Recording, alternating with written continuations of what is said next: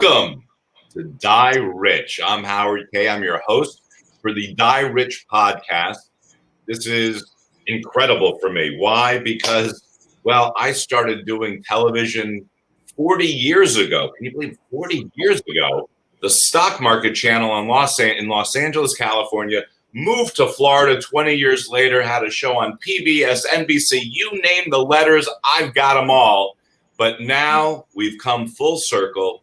We are doing video podcasts, and what better to start off our inaugural show with the one and only, the great Steve Nudelberg. Steve, welcome to Die Rich, the podcast. Howard, you are the coolest. Seriously, the energy, you're jumping off the screen. I'm so excited to be your first guest. This platform that we're on is so amazing. It will allow you to reach people you could never reach in any other way. And just like you do, you're grabbing the bull by the horns and running with it, man. Congratulations. Thank you, Steve. Well, what I love about this, and then we're going to get right to you, is this really gives me an opportunity to reach out to a broad audience, as you just said, and not only enlighten them on what it is that we do here at Howard Kaye Insurance, but it's really more of what about you is going on and what is it that we can give to the listeners that can impact them in their daily lifestyle, the way they live, the way they think about life. And that really brings me to my very first question before we even get into an introduction of you, Steve Nudelberg. The name Die Rich, it's been around since Die Hard. Why do I say Die Hard? Because when Die Hard came out, my father wrote his second book. He said, Die Rich. You don't need to die hard. You just want to die rich. In any event, take those two words. It's become a catchphrase for us over the years. Some people love it. Some people hate it. People mock it. They laugh with it. What does Die Rich mean to you? What a fabulous opening question. So, I think, look, I don't need to fool people. When someone says that they're in the insurance business, people usually run the other way. You just know that you're going to get this canned, hey, I can help you and stuff like that. You, on the other hand, really provoke thought. And Die Rich is one of those, boom, it lands on your plate, it lands, it expands, and you go, what are you talking about? And what does it mean to you? Which is why I'm glad you asked me the question. So for me is like, I've worked my whole life. I don't want to die poor. I want to be able to leave, take care of my family. I want to create legacy. That's the reason why people, buy life insurance. But the way you break it down, and, we're working together on stuff, the way you break it down, the way you make it personal, the way you talk differently than everybody else is why I think Die Hard, Die Rich, Die with Howard Kaye. Come on, die with me, everybody. Well, the reason that I do ask the question is because, like I said, there's so many nuances to that phrase, Die Rich, and how you incorporate that within your own life. You brought up life insurance. You brought up legacy, what you can leave to the next generation. So that's one aspect of dying rich. But if you think about it in this context, because our next book was Live Rich, people said, don't tell me how to die rich, tell me how to live rich.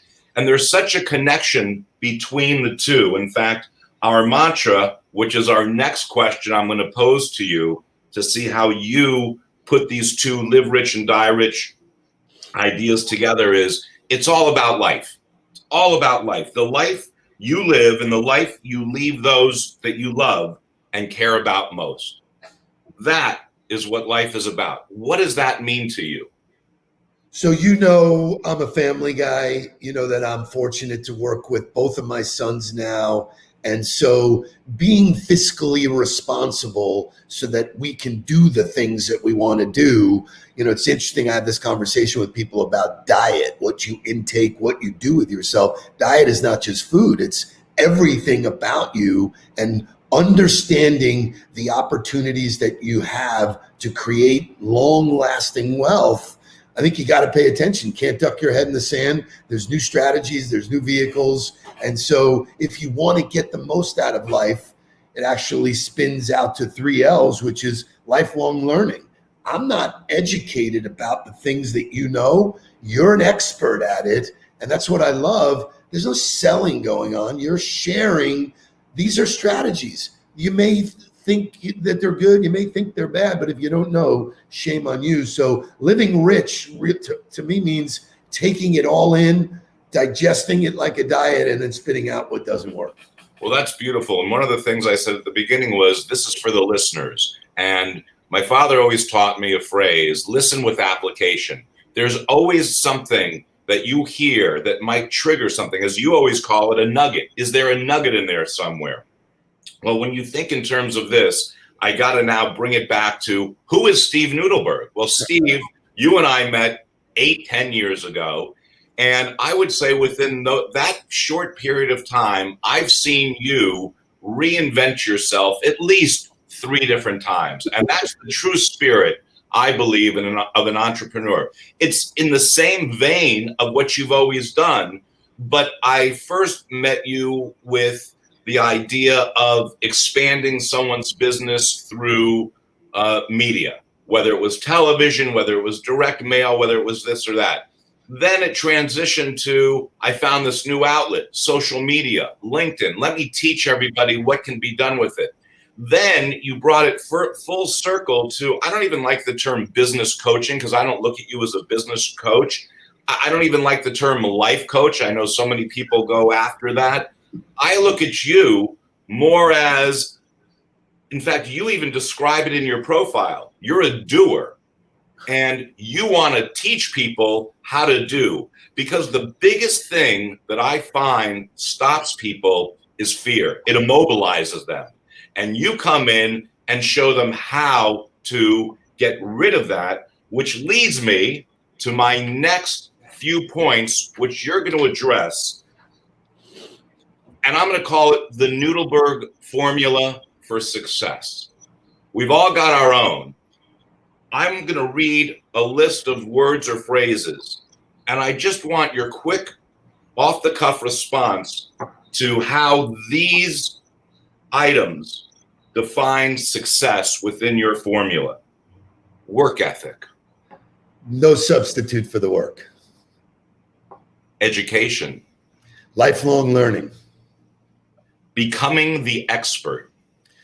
Is a state of mind that it's an evolution. For me, you just pointed out how many different phases I've had to go through to get to this place where I am really comfortable, excuse me, sharing it with somebody else with full confidence that I know how to take you to where you go. And while this is not a sales pitch, that's the way I feel about you in insurance. I don't need to know it because you know it. I need you to transfer that education. I can do that. Creativity. It's a mindset where you think what's possible. I think most people are programmed to think what's not possible. Can't do that. Oh, we're never going to be able to do that. You know, what's possible. And if you live every day, life shoots you great opportunity with your eyes wide open. So what's possible? Communication. So you pointed out that the world of media has changed so significantly. Everybody is media right now. And most of us get our information through the phone, through Facebook, through LinkedIn. You know, nobody's watching the traditional news anymore. You look at world events, there's someone there with a camera. That's where you're getting your stuff. So understanding the power of how to communicate at scale through these platforms that have no geographical boundaries, no time boundaries, is so spectacular. And it allows for genuine one-to-one if you really take it that way. Marketing. Most business individuals will think of marketing as marketing their business, and marketing has changed to personal marketing. It's all about who you are. And I stand on the mountaintop saying who you are matters more than what you do. I have trust in you. That opens up the door and creates permission marketing for me to engage your services. And I think the more people understand that we're communicating about, how and who we are, that's really where all the magic happens. And finally, relationships matter. So I am fond of a saying that the only difference between contracts and contacts is the R, and it's all about relationships. People buy from people they know, like, and trust. That's not new. There's just so many more ways to meet people at scale, and find out what you have in common with them. And if you focus on the people, the riches are there, a zillion different ways. Now, it's interesting, when you think in terms of I've arrived, and we've all gone through that, or hopefully we've all gone through it once you get to a certain age. It's like you just said previously, I had to go through this to get to this. And how does somebody know when they are there? Well, we're all in sales to some degree. I don't even care if you're an attorney, you're selling to get a client. If you're a CPA, you're going to show people why your tax strategies are better than the next, so on and so forth. Well, if you are the coach, if you are the sales doer, we haven't had you pitch anything. But how do I know you've arrived? Because I can list a series of statements and it just rolls off the cuff. And everything that you say is so applicable to everybody's life. All they have to do is internalize it with what it means and represents to themselves. And then hopefully the good will come out of them. And that's what you do. You bring all that good out of somebody to show them what is possible. Let them think and dream beyond any conventional thoughts that they ever had. And that, Steve Nudelberg, is why you are my number one sales doer. You're incredible, Howard. It's interesting when you point out the fact that everybody's in sales. Think about the last time you were at a restaurant and they said that there were no tables. Everybody is given their pitch about how to get seated, what do I need to do. No one just goes, okay, and walks away. So you're always negotiating, you're always pitching, positioning. People don't want to classify it as sales, because I am prone to say, when you pitch, I ditch. I don't want to be pitched. So the reality is the word sales really is moving away, and creating opportunity is what, if you're really good at that, and that's what social media has allowed people to do, is just create more opportunity. I have business all over the world, Barcelona, Ireland, Russia. Crazy that I didn't market myself specifically there, but because I was visible, and I will tell this to you, and I have told you and your audience, it's all about awareness. The more people that are aware of you, the more they can consider you. And I think, the more I've gotten to know you, the more I'm happy to have you advise me on my strategy. You're not selling me anything. It's been a pleasure working with you. So the fact that you live on an education platform, I don't understand why everybody wouldn't just reach out to you and say, hey, Howard, you're like one of the top guys in the space. They say this to me all the time. Can I pick your brain? Right. Which I hate when they do that, because normally they want something for free. You do it for free. You're like, I'm like, what I've gotten out of this show so far, and what I think I'm going to do on another podcast is focus around fear. Not that I'm fearful of you, but you have a way of speaking with somebody, whether you're coaching them or not, to help eliminate that fear. And one of the easiest ways that I find, because it always comes down to that old expression, keep it simple, stupid, KISS, right? I love it. Is you give an example about if you happen to walk into a Starbucks or whatever store, and there's a line and you're standing in line and you're just on your phone or whatever, and there's two people in front of you talking, and something resonates with you. It's not like you're really eavesdropping, but we just hear, outside chat or whatever. And then somehow you chime in and no one takes offense to it. They'll say that they'll continue a conversation with you. That was really easy. There was nothing to be fearful about. No one was thinking that you were trying to get something from them. You weren't thinking that they were trying to get something from you. You just chimed into the conversation. And you've brought that to the point of trying to open someone's mind to, whether it's LinkedIn or other social media mediums, that it's no different.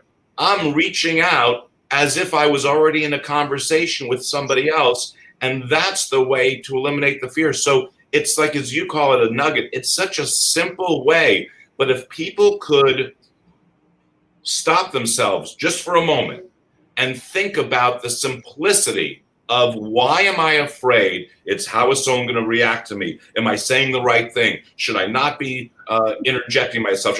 If they forget all that and say, well, Steve told me that someone was talking about something in front of me that I really had an interest in, wouldn't I normally just interject? And the answer is yes. That comes from your personality, your way of seeing it.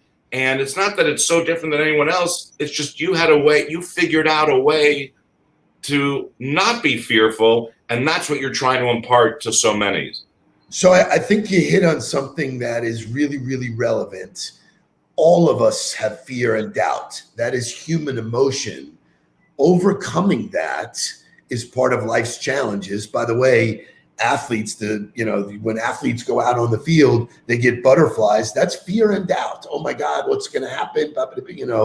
So, the idea that social media, most people think they need to present themselves as something bigger than they are, is a fallacy. It's really, the more vulnerable you're willing to tell people, hey, listen, I went through all the fear and doubt. When I started on LinkedIn 7 or 8 years ago, there were not that many people doing it. And I was so scared to make a jackass out of myself, because I was like, listen, my whole life people said, don't talk about yourself. That's egotistical.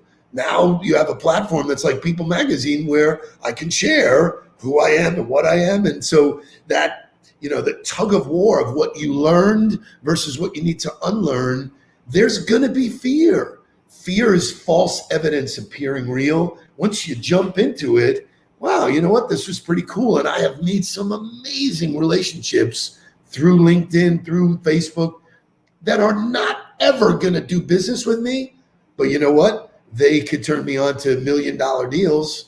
And where's the value prop? If somebody teaches me my best lesson, but they never spend $1 with me, how do you value that? And so to me, the world is so full of value that if you find ways to plug into the value, the fear goes away, because I'm so confident that I'm being genuine and authentic.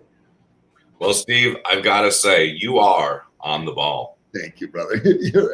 and trust me, this is going to be a fabulous show. I know that you're going to have great guests. I know that you provide great information about life and about life insurance and about all of that kind of stuff. And so without getting gushy, I want to give high kudos and high recommendation that if you're interested in an education about what the possibilities are, reach out to Howard Kaye. That's so nice. Thank you, Steve.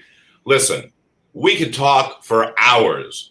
You're so far over your time limit that I got to end this thing. But Steve Nudelberg, on the ball, marketing. He's got the huddle. He's got the what? Tell me something good podcast. You've got so much stuff going on. Congratulations. Thank you for not only what you do for us, but all the people that you help, you inspire, you motivate with all your posts, your conversations, all of that. And I want to thank you for being our first guest. There's so much more we can get into, but we will continue in the future. Ladies and gentlemen, you are watching and listening to Howard Kaye, Die Rich, the podcast. Have a great day, everyone.